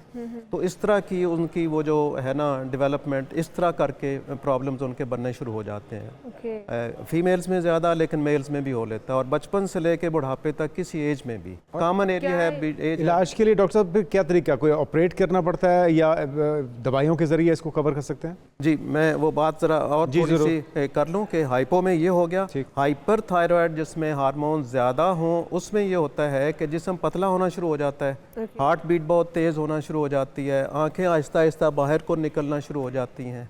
वो यूँ ये लिड्स पीछे रिट्रैक्ट करते हैं और आई बाल मोटे मोटे और बाहर को निकले हुए होते हैं, ऐसे जैसे बंदा बहुत गुस्से में और बड़ी मोटी मोटी आंखें बाहर निकल रही हैं। उसमें भी बाल उसी तरह ड्राई भी हो लेते हैं। तो इस वेट लूज़ हो रहा होता है उसमें। तो ये दो अलहदा कॉमन ग्रुप्स जो हैं ये दो हैं। अब तो इनमें जो आ जाती है कि आप थायराइड का शिकार हो गए हैं। जी, इन दोनों की अलामात जब आप देखते हैं, मसलन हार्ट का एक में ज़रा कम होगी हार्ट रेट, थ्रेडी और वीक होगी, कम रेट भी कम होगा, हाइपर में ज़्यादा होगी, तेज़ तेज़ धक धक जैसे हार्ट कर रहा होता है। और अगर लंबा अरसा ट्रीट ना करें तो वो हार्ट की भी कॉम्प्लिकेशन और बाकी बॉडी की भी कॉम्प्लिकेशन हो लेती हैं। अब इनके ट्रीटमेंट का जो क्वेश्चन आपने पूछा, ये दोनों काबिल इलाज हैं। हाइपोथायराइड हो तो वो थायराइड हार्मोन जो गिनी जाती, जो वो कम पैदा हो रही है, वो रिप्लेस कर देते हैं। ठीक है, वो रिप्लेस होती रहे। बेसिकली वो जैसे अपनी हमारी खुराक है, हार्मोन भी उसी तरह ही होते हैं कि उनको बॉडी की ज़रूरत पूरी करनी है, तो वो मेडिसिन से हो जाता है। वो मेडिसिन से कवर हो जाता है। जो हाइपर वाला है उसमें ज़्यादा एक्टिविटी हो रही होती है, थायराइड हार्मोन ज़्यादा है, उनको कम करने के लिए मेडिसिन दी जाती हैं। और जो उनका दिल पे इफ़ेक्ट होता है उसके लिए कुछ बीटा ब्लॉकर्स, प्रोप्रानोलोल या इस तरह के कुछ मेडिसिन हैं, इंडिरोल, वो दिए जाते हैं ताकि हार्ट का रेट भी कंट्रोल हो और वो जो हाइपर हार्मोन्स हुए हैं उनको भी रोका जाए और वो भी नॉर्मलाइज हो लेते हैं। अच्छा, तो दोनों भी होना ज़रूरी है, क्योंकि अपने का लेजीनेस भी आ जाती है, आप बिल्कुल थके थके से और इस तरह से फील करते हैं, तो क्या एक्टिव होने की भी ज़रूरत है? उससे भी थायराइड आपके जो वो ठीक होते हैं, या फिर आपको एक्सरसाइज वॉक करने से इससे फ़र्क नहीं पड़ता? नहीं, इसका एज सच डायरेक्ट इफेक्ट तो नहीं है, लेकिन अगर हाइपोथायराइड है तो उससे लेजीनेस तो नेचुरली उससे आनी ही आनी है। अगर हाइपर है तो थोड़ा हाइपर एक्टिव भी होगा, तो वो तो उस हार्मोन का इफेक्ट है। एक्सरसाइज का उस पर इतना इफेक्ट नहीं होगा, लेकिन एक्सरसाइज अदरवाइज सेहत के लिए जैसे ज़रूरी है। लेकिन मैंने थायराइड की कुछ एक्सरसाइज रिसर्च के अंदर मैंने थायराइड की कुछ एक्सरसाइज देखी हैं कि आप गले की कुछ एक्सरसाइजेस करते हैं, अपने बेड पे अपने आप को लिटाने के बाद अपने नेक को नीचे की तरफ छोड़ देना, सर को आप नीचे लटका देना, वो आपकी एक ग्लैंड्स को जो एक्टिव करता है। फिर आपको एक एक्सरसाइज गले की वो बता रहे थे कि आप एक्सरसाइज अगर गले की करते हैं तो ये थायराइड जो है आपके एक्टिव होते हैं और आपके ग्लैंड्स जो हैं वो बेहतर परफॉर्म करते हैं। तो क्या ये मिथ्स हैं या फिर इनमें रियलिटी है कुछ? इसका कोई इतना स्ट्रॉन्ग इफ़ेक्ट उन हार्मोन्स पे नहीं है एज सच कि वो बहुत ही, लेकिन चूँकि थोड़ी बहुत एक्टिविटी हो तो हार्मोन्स का सिक्रीट ज़्यादा होना वो एक नेचुरल है कि जब बॉडी अंडर स्ट्रेस आता है एक्सरसाइज से या किसी और वजह से तो हार्मोन ज़्यादा निकलते हैं टू डील विद दैट। तो वो इतना पार्ट तो उसमें समझ आने वाला होता है। मैंने हार्मोन्स के लिए डॉक्टर से डिस्कस किया कि हार्मोन्स अगर इम्बैलेंस हैं तो उसके लिए क्या करना चाहिए, तो उन्होंने सबसे पहले जो चीज़ बताई वो था कि आपने सबसे पहले एक्सरसाइज शुरू करनी है, आपने वर्कआउट शुरू करना है, वॉक शुरू करनी है, ताकि आपके हार्मोन्स जो है वो इम्बैलेंस हुए में हार्मोन जो है नॉर्मल अपने उसके ऊपर आ जाए, सीक्वेंस के ऊपर आ जाए। तो मैं इसलिए आपसे ये जानना चाह रही थी कि इसके अंदर कितना दायरा। एक पहलू जो इस मामले में बहुत पॉजिटिव है कि जब भी बॉडी में स्ट्रेस डेवलप होता है, वो एक्सरसाइज का हो, ओवरवर्क का हो, ज़हनी स्ट्रेस हो, कुछ भी है, जैसे एक्सरसाइज करनी है, स्पोर्ट्स मैन है उन्होंने एक्सरसाइज करनी है या एक्चुअली हिस्सा लेना है स्पोर्ट्स में, तो जब स्ट्रेस आता है तो इसकी सिक्रीशन बढ़ती है थायराइड हार्मोन की। वो तो समझ आने वाला है। जब आप बिल्कुल ईजी हैं, रिलैक्स है, उस वक्त इसकी सिक्रीशन कम हो रही होती है, तो एक्टिविटी जब भी होगी उसका असर तो पड़ेगा। ठीक है। और डॉक्टर साहब, क्या ऐसी स्टेज भी आती है जिस पे आपको ऑपरेशन करना पड़ जाए और इसके अलावा कोई उसका इलाज ना हो? जी बिल्कुल, ऐसे हैं कि थायराइड की डिजीज़ और भी कई तरह की हैं, जिनमें से जब साइज़ बढ़ जाता है थायराइड का, वो अगर हाइपोथायराइड है तो उसको थायरॉक्सिन दे के उसको पूरा करते हैं, लेकिन अगर साइज़ नहीं ठीक हो रहा वो किसी वजह से स्टैटिक हो गया या उसमें नोड्यूल्स बन गए हैं या कोई और इस तरह की बीमारियां बन गई, बाज़ का कैंसर बन जाता है। तो उस तरह की बिनाइन भी होता है ट्यूमर, एडिनोमा, और मैलिग्नेंट ट्यूमर भी होता है कई किस्म का, तो उनमें से कोई हो तो फिर सर्जरी करना पड़ती है। इसी तरह अगर हाइपर थायराइड है और वो मेडिसिन देते हुए एक पॉइंट पे आ गया, उससे बेहतर नहीं हो रहा, तो फिर उसमें भी सर्जरी की जाती है। और डॉक्टर साहब, ये जो विजुअल्स हैं, इस विजुअल्स में हमें दिखाई दे रहा है कि मसाज कर रहे हैं, तो क्या ये भी कोई तरीका इलाज है? ये जो पैसिव तरीका इलाज गिना जाता है कि जब आप मसाज या इस तरह, एक्टिव तो है कि बंदा खुद करे, ठीक है, कि एक्सरसाइज अपने डिफरेंट पार्ट्स की, गर्दन की भी इस तरह, बाकी बॉडी की भी, तो जब एक्सरसाइज करते हैं तो वो बॉडी पे स्ट्रेस आती है, जब भी आती है तो हार्मोन्स निकलते हैं थायराइड की, तो वो तो एक नेचुरल पार्ट उसका हो गया, अंडरस्टैंडेबल है। लेकिन लेज़ी हैं, सुस्त हैं, एक्सरसाइज नहीं कर रहे हैं, तो हार्मोन्स कम निकल रही होंगी, तो वो एक नॉर्मल तरीके से उसको मैनेज करने वाली बात है। लेकिन जो डिजीज़ वाली है बात उसकी कर रहे हैं, डिजीज़ में मेडिसिन भी देना पड़ेंगे, डॉक्टर को दिखाना ज़रूर पड़ेगा, टेस्ट ज़रूर कराना तो होना पड़ेगा। पड़ेगा डॉक्टर साहब। अच्छा डॉक्टर साहब, इसके लिए जाना किस डॉक्टर के पास होता है? थायराइड स्पेशलिस्ट होते हैं या फिर नाक कान गला के जो डॉक्टर होते हैं उन्हीं के पास जाना बेहतर रहेगा? इसके 3 किस्म के डॉक्टर्स हैं जो डील कर रहे होते हैं। एक मेडिसिन का वो डॉक्टर जो एंडोक्राइनोलॉजिस्ट कहलाते हैं, एंडोक्राइन मीन जो हार्मोन्स के साथ डील करते हैं, ठीक है, वो हार्मोन थायराइड के हों, बाकी हार्मोन्स हों, एंडोक्राइनोलॉजिस्ट आपने कहा। जी, एंडोक्राइनोलॉजिस्ट जो है, एक तो वो डॉक्टर हैं जो मेडिसिन से टेस्ट करना, ट्रीट करना, दूसरे सर्जन्स होते हैं, तीसरे ENT सर्जन्स होते हैं। थैंक यू सो मच, तीनों इसको deal. Thank you so much, हमारे साथ मौजूद थे और जिस तरह से इलाज थायराइड का वो उन्होंने बताया। प्रोग्राम का वक्त भी खत्म हो चुका है और हमारे टॉपिक्स भी खत्म हो चुके हैं। कल आपसे फिर मुलाकात होगी मुख्तलिफ टॉपिक्स के साथ। हमें इजाजत दीजिए, अपना ख्याल रखिए, अल्लाह हाफ़िज़।